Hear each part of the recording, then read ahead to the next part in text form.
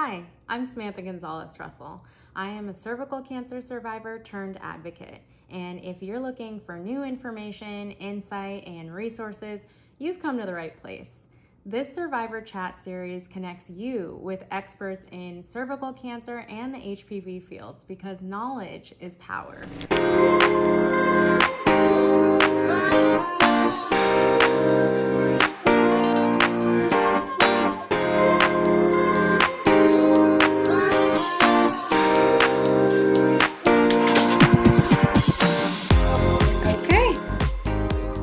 All right, so we can go ahead and just jump in. If you would like to just give us an idea of what cancer rehabilitation looks like. Cancer rehabilitation is an emerging field.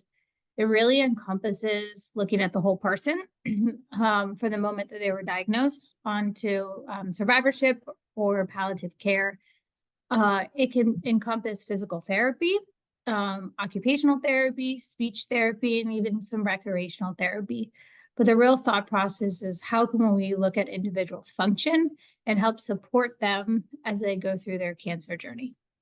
It sounds like a really comprehensive experience for the patient or survivor, which is really important in that experience. Absolutely. It's also kind of neat in that it's very patient driven as opposed to some of the kind of conventional cancer treatments that tend to be very protocol driven. We really meet the patient where they are and where their goals are. That's amazing. I mean, that is crucial for cancer patients. And especially, I can speak as someone who's experienced it personally, that having something driven to my for my needs is just game changing. Mhm. Yeah. When do you suggest a patient sees a cancer rehabilitation specialist? And that's the research is coming out. We're looking kind of at lots of different checkpoints. When is really appropriate? I will say generally I think it's very patient specific. Right. But I can give you a scenario of someone that I think um like worked out coming in on the earlier side of things. And then kind of to talk about how sometimes people will wait. So I'm working with a patient who has multiple myeloma right now. I just saw them yesterday and they're just starting their course of treatments, which sometimes can include chemotherapy, even like a bone marrow transplant and things like that. And they came to me yesterday and said, I just want to I have a history of heart issues. I know that my bones might get weaker. I want to go into this treatment and this journey as good as I can be. And so that's often when I'll kind of check in. This person, I'm just going to give probably 4 to 5 visits of a real good strength balance core program. And then I'll follow up with them. Some of my cervical patients that have had cervical cancer and cervical treatment, I often will have seen them more after they've gone through some treatments and they have questions. But that doesn't necessarily mean I couldn't see them early on when they're trying to discuss what would potentially radiation look like to me. What are some things for me to look out for? What is my ability to return back to my job or caretaking for my family? So I think we can be covered and met at anywhere in the process. But I would say typically we're kind of seeing most patients during treatment and after.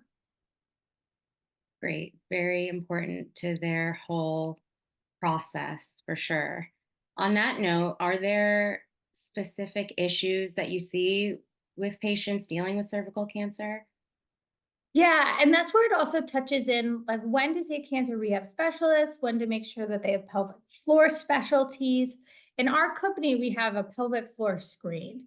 And what that means is we ask certain questions that relate to sexual health, incontinence, like comfort with like jumping and hopping and things like that. So we kind of screen the patient to see, do we need them to see a subspecialty therapist as well? And then link them to them. It can really depend on what that individual's goals are. For many individuals, they have a very high physical activity level. And so going back to running and going back to hiking and things like that are extremely important to them. So they need to make sure that their pelvis has the flexibility, the strength, and the stability to be able to return to those activities. So I've done some pretty high level exercises. I have a patient right now who's like a rock climber. And so working on like their breath, working on their pelvic floor stability, and then also just like being able to climb. We're having a lot of fun in the clinic. On the on the other hand, I've had individuals who've gone through gynecological cancers, who they've had extensive therapies, radiation, chemo, and even surgery potentially. And so they're kind of coming in wanting to just be able to be as strong as they can be. And so sometimes it can be as simple as, can we help you get up off the floor? Can we help you get out of the chair? Or can you lower to the toilet slowly and like with control? So some of those things, and like how to properly breathe, how to use your core, we utilize with almost all of our patients. It's really encouraging to know that you address quite a variety of needs here from someone who is, who may be struggling with the everyday routine to rock climbing. That's incredible. What made you want to take your expertise in this direction? So I've always been interested in cancer, just in general. I think it's a specialty where there's a lot of hope, a lot of progress, but then truly like whole body.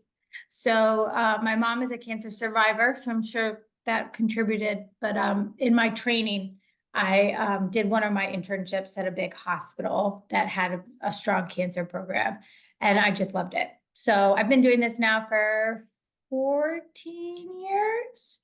And I've seen all different types of people, all different nationalities, economic levels, literacy, and then all the different types, and things are emerging.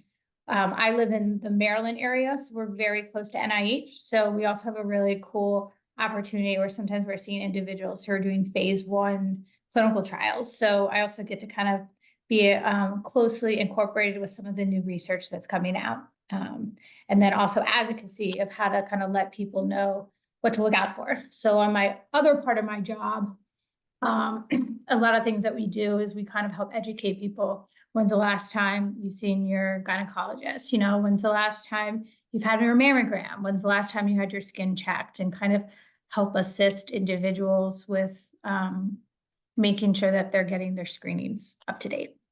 That's really incredible, especially focusing on cervical cancer, preventable cancer. Mhm. Awareness goes a long way. And I just want to say that we appreciate your passion, because people, caregivers and professionals in this field are crucial to our success, really. So thank you.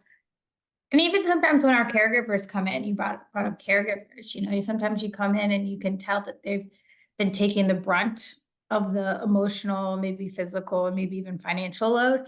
And so also making sure like we get them checked. Have you seen your primary care? Have you done your exercise? Like, how are you doing?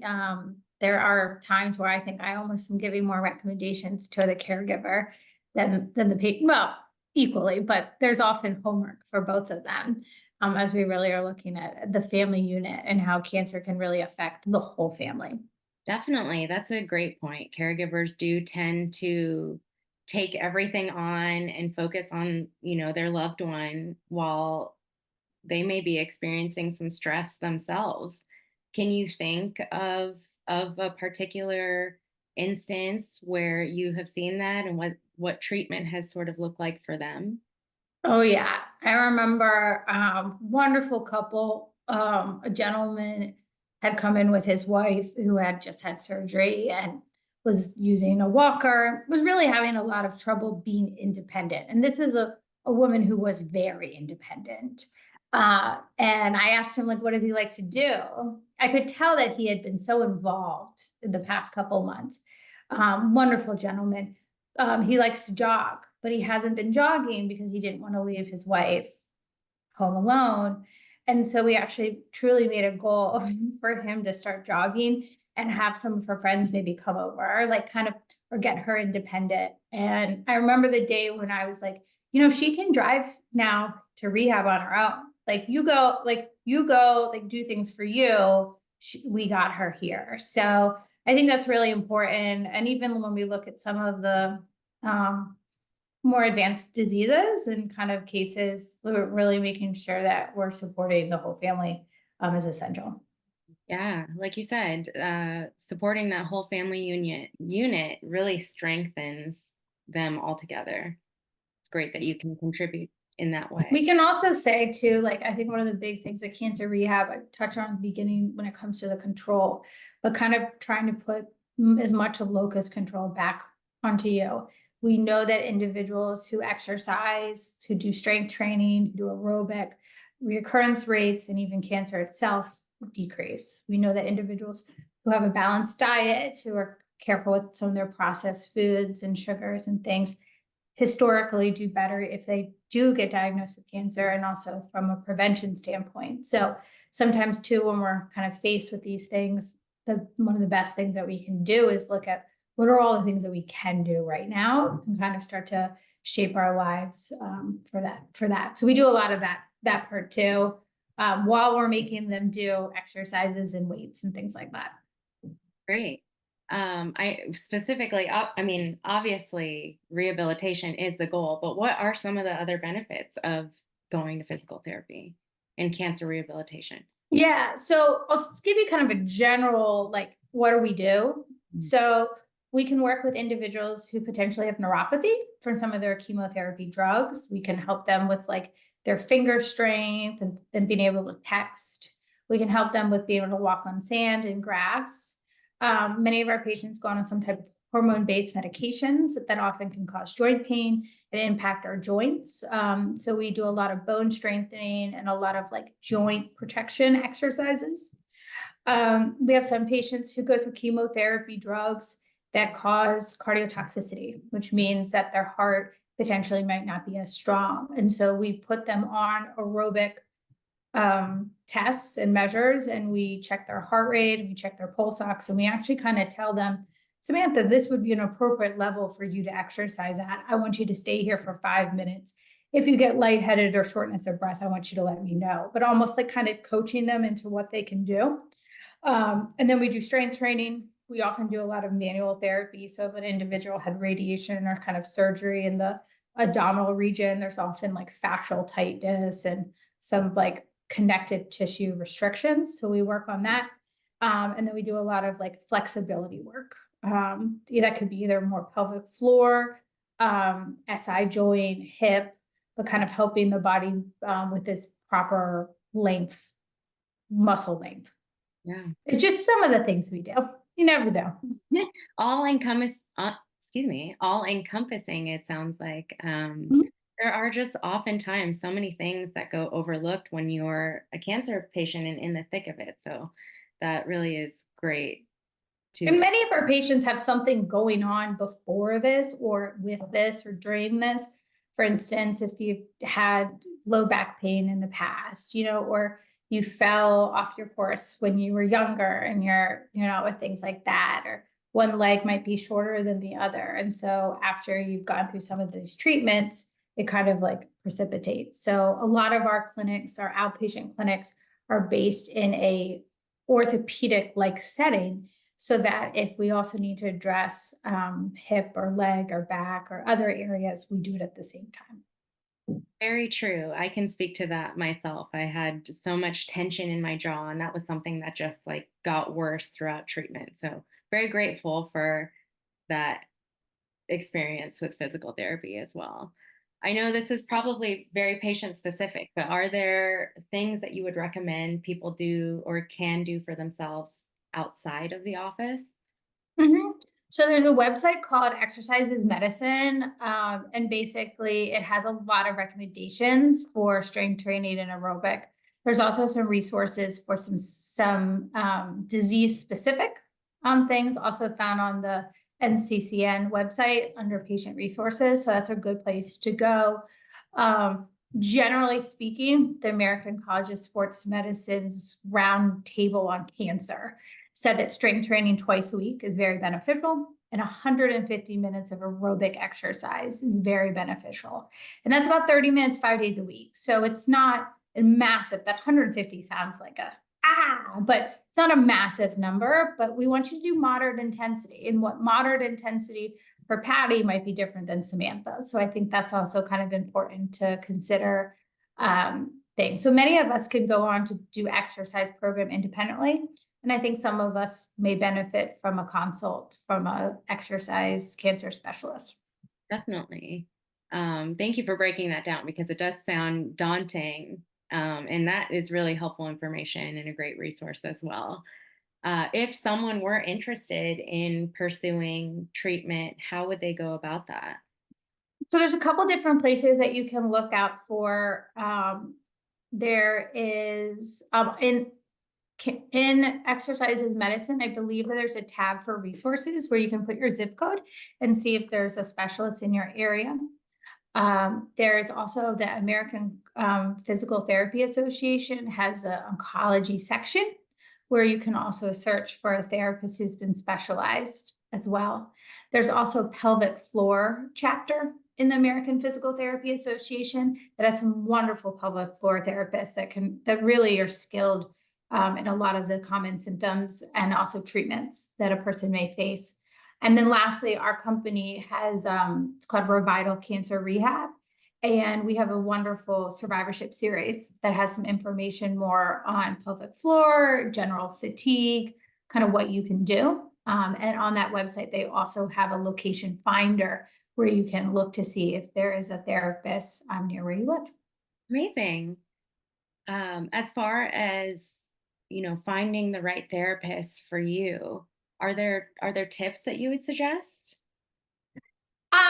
I would say it's helpful to see if the therapist has gone through some cancer treatment education. I think it's imperative that they understand, like, what does radiation do? What does potentially hormone medication do? Like, did you have surgery and kind of how that can impact? And then I think finding the personality is pretty important. I tend to kind of go with people that are on the positive side of the spectrum. And then something that would be financially resourced for you. I know that sometimes that the financial piece can sometimes be a barrier for some if people are out of network. But I do think most local hospitals have a cancer rehab specialist, and many local hospitals also have a pelvic floor therapist. Is this kind of treatment, on that note, usually covered by insurance?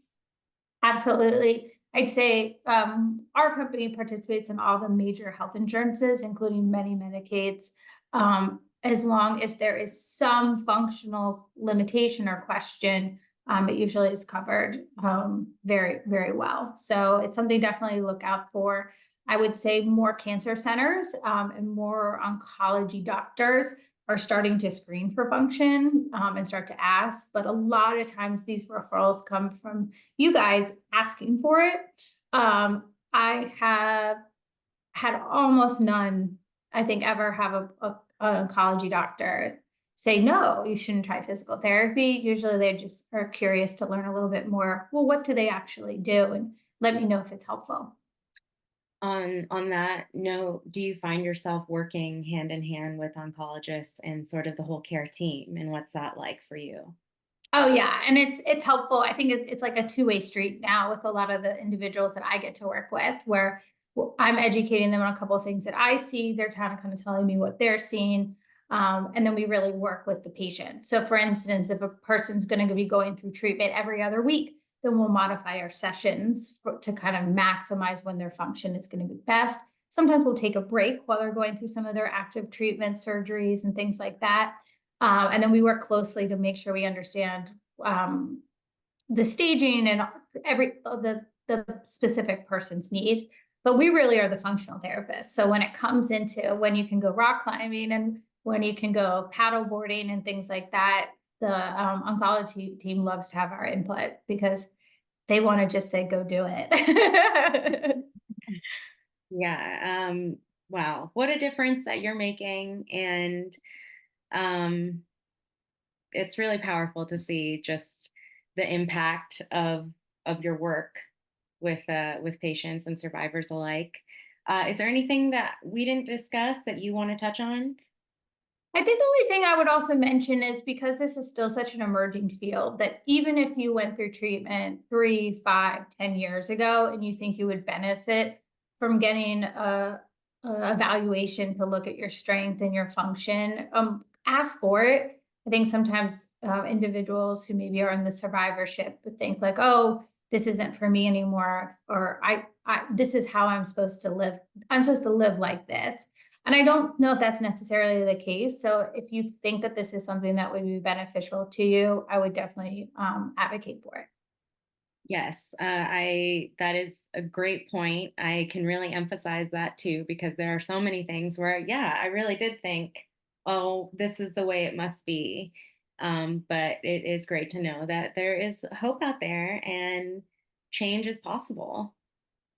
And a lot of the research is starting to come back at it. So some of the recommendations that even happened 5, 10 years ago, the evidence mounting on physical activity and treatments and how well people tolerate is getting more and more in the news. So do Yeah. your best and be kind to yourself. Definitely. Thanks for joining us for this session of the Survivor Chat series. And be sure to hit the like and subscribe buttons to stay in the know and get your episode notifications. To learn more about cervical cancer and how to join Survivor's mission to end it, head over to survivor.org. We definitely want to hear from you. Be sure to leave us your thoughts on this session and any suggestions for the next ones in the comments below.